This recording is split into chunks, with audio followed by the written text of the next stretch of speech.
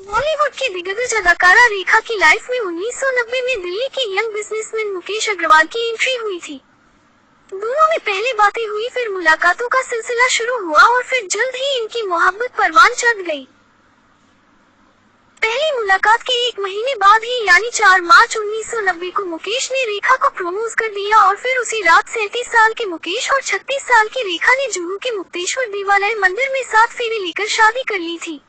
रेखा गणेशन रेखा अग्रवाल बन गई थी। कुछ दिन बाद ही रेखा की शादीशुदा जिंदगी में उस वक्त बड़ा तूफान आ गया जब उन्हें पता चला कि उनके पति मुकेश डिप्रेशन के मरीज हैं।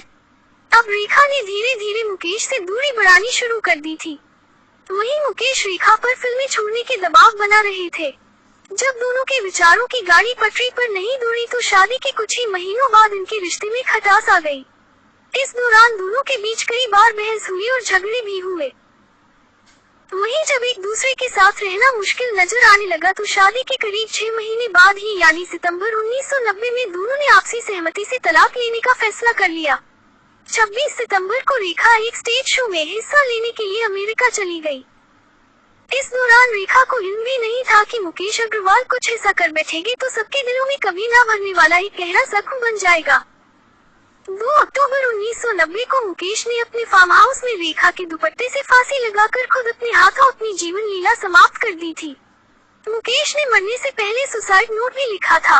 हालांकि अपने सुसाइड नोट में उन्होंने लिखा था कि उनकी मौत के लिए कोई जिम्मेदार नहीं है।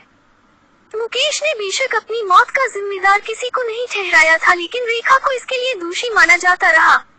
उन्हें काफी जिल्लत उठाना पड़ी थी। यहाँ तक कि उन दिनों रिलीज रेखा की फिल्म शेषनाग के पोस्टरों पर कालिक पोत दी गई थी।